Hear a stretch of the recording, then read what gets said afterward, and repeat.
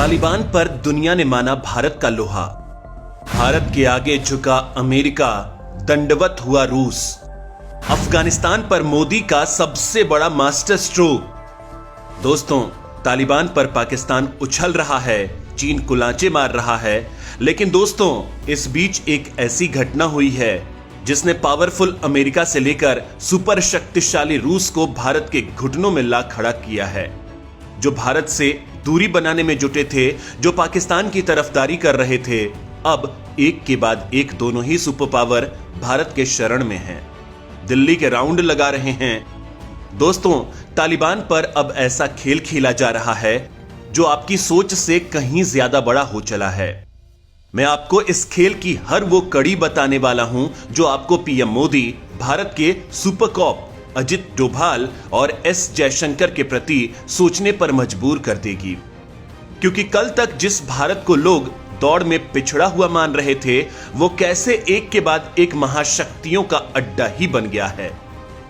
बड़ी बात यह है कि अमेरिका और रूस ही नहीं, इसमें ईरान, सऊदी अरब, कतर, यूएई से लेकर इजराइल भी सपोर्ट में खड़े हैं। तजिकिस्तान, उज्बेकिस्तान से लेकर कजाकिस्तान भी भारत के ही पाले में खड़े हैं। बस नामुराद चीन और पाकिस्तान ही दुश्मन बने पड़े हैं। लिहाजा दोस्तों, तालिबान पर भारत की यह चढ़ाई न केवल रहस्यमयी है बल्कि बड़ी ही इंटरेस्टिंग भी है। तो आप वीडियो के आखिर तक बने रहिए, क्योंकि मैं आपको बताऊंगा भारत और अमेरिका के उस सीक्रेट डील की बात जो पूरा का पूरा खेल ही बदल देगी। मोदी पुतिन मुलाकात से बदले समीकरण, तालिबान पर चलेगा भारत और रूस का हथौड़ा। दोस्तों, आपको मालूम ही होगा कि अफगानिस्तान पर तालिबान के कब्जे के 9 दिन बाद 24 अगस्त को रूस के राष्ट्रपति व्लादिमीर पुतिन के साथ मोदी ने बातचीत की थी और उसके कुछ ही देर बाद एक खबर ने पूरी दुनिया के होश उड़ा दिए। खबर यह थी कि रूस अब तालिबान से किनारा कर रहा है। वो अपने नागरिकों को अफगानिस्तान से निकालेगा, दूतावास अस्थायी तौर पर क्लोज कर देगा। दोस्तों, ये खबर तालिबान का चैन उड़ा ही रही थी कि रूस ने तजिकिस्तान बॉर्डर पर अपने टैंक उतार दिए। तो तजिकिस्तान ने क्लियर तौर पर कह दिया कि वो तालिबान सरकार को मान्यता ही नहीं देगा। इस बात को व्हाइट हाउस में बैठे बाइडेन भी अच्छी तरह समझ रहे थे कि भारत ने मौके पर ठीक चौका लगा दिया। भारत तालिबान में बैठे अपने बेहद खास शेर मोहम्मद के जरिए मुल्ला बरादर को अपने पाले में भी करने में कामयाब हो गया। हालांकि ऐन वक्त में पाकिस्तान ने अपनी खुफिया एजेंसी भेजकर पाला अपने फेवर में करने की कोशिश कर दी, लेकिन अब पूरा का पूरा तालिबान ही 2 हिस्सों में बंट गया है। मतलब एक हिस्सा वो जो अब पाकिस्तान को अपना दुश्मन नंबर 1 मानने लगा है, जिसके सरताज मुल्ला बरादर हैं, और वो अब भारत के सपोर्ट में हैं। यहां मैं आपको एक और बात बता दूं कि पंजशीर में अहमद मसूद और सालेह के लड़ाकों पर वार करने से मुल्ला बरादर ने तालिबान को रोक दिया था, लेकिन यह बात पाकिस्तान नहीं चाहता था, लिहाजा उसने आधी रात को पंजशीर पर हमला बोल दिया। हालांकि इसके अगले ही रात एक सीक्रेट एयरफोर्स ने वहां मौजूद पाकिस्तानी भाड़े के आतंकियों को खाक करके चली गई। कहा जा रहा है कि वो सीक्रेट एयरफोर्स कोई और नहीं बल्कि भारत की ही एयरफोर्स थी, जिसने तजिकिस्तान के अपने सीक्रेट एयरबेस से उड़ान भरी थी। यानी दोस्तों, आप समझ गए होंगे कि तालिबान में 2 फाड़ हो चुकी है और यहीं से भारत की असली कहानी शुरू होती है। और यहीं से रूस के बाद अमेरिका को भारत की शरण में क्यों आना पड़ा, यह हम आपको बताएंगे, लेकिन उससे पहले आपको एक और चीज जाननी होगी। दरअसल अमेरिका और रूस दोनों दुनिया के सबसे टॉप महाशक्ति देश हैं। ये दोनों एक दूसरे को आगे निकलता हुआ नहीं देखना चाहते। इसी कारण जब ट्रंप के समय भारत अमेरिका के थोड़ा नजदीक हुआ तो भारत का दोस्त रूस भारत से नाराज हो गया। अब अफगानिस्तान के मामले में एक बार फिर से रूस भारत के साथ है, क्योंकि अफगानिस्तान से अमेरिकी सेना की वापसी के बाद भारत ने अमेरिका से थोड़ा सा परहेज करना शुरू कर दिया है। इस मामले में दूसरी बात यह है कि अमेरिका और रूस दोनों देश किसी भी सूरत में एक जमीन पर कभी खड़े नहीं होते। किसी मुद्दे पर ये दोनों देश एक मत नहीं होते और न ही कभी एक साथ किसी भी दूसरे देश के प्रमुख से मिलते हैं। लेकिन भारत ने वो कमाल कर दिखाया है जो अभी तक नामुमकिन था। इतना ही नहीं, भारत ने पाकिस्तान और तालिबान का पक्का इलाज भी अमेरिका की CIA के रूप में तलाश लिया है।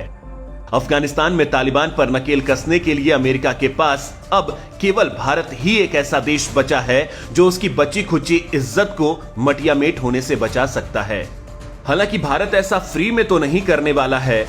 गुजराती बनिए मोदी ने अमेरिका के साथ एक तगड़ी डील की है, जिसके बाद अचानक से तालिबान, पाकिस्तान और चीन में घबराहट पैदा हो गई है। मैं आपको इस डील के बारे में बताऊंगा।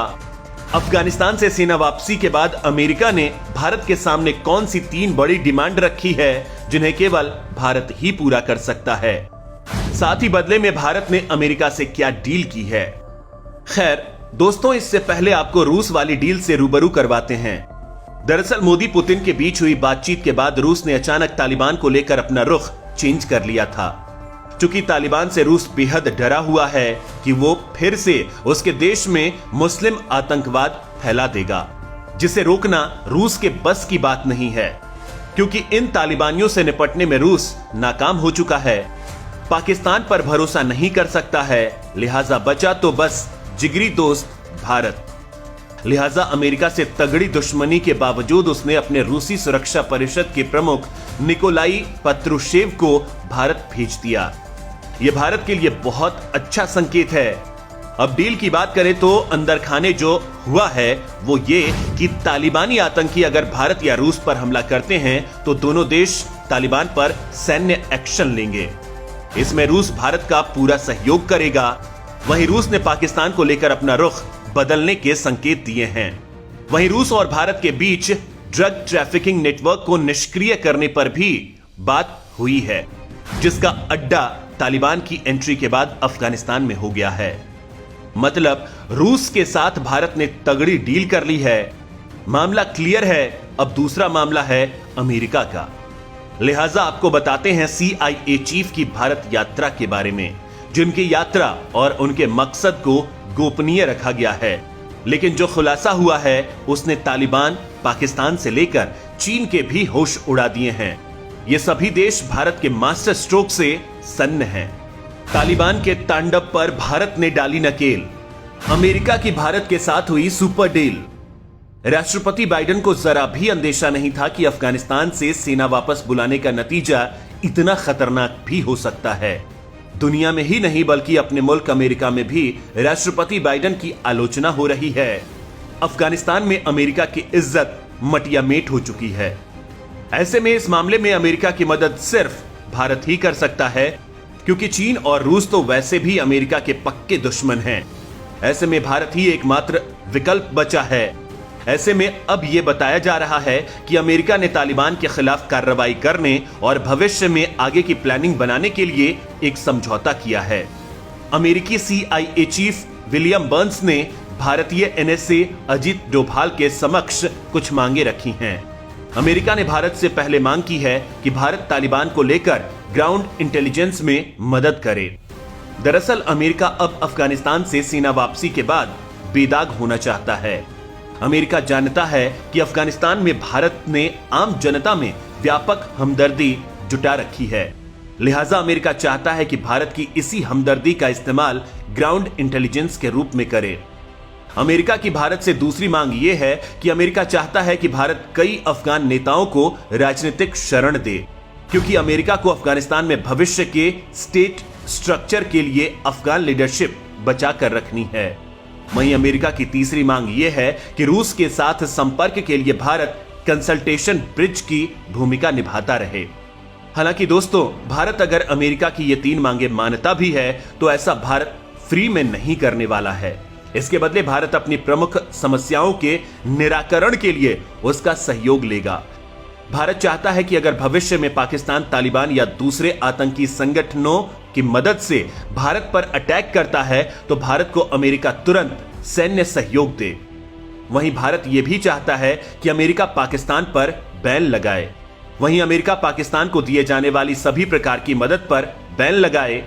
अमेरिका भारत की यह मांग मानेगा क्योंकि अमेरिका खुद पाकिस्तान से चिढ़ा हुआ है।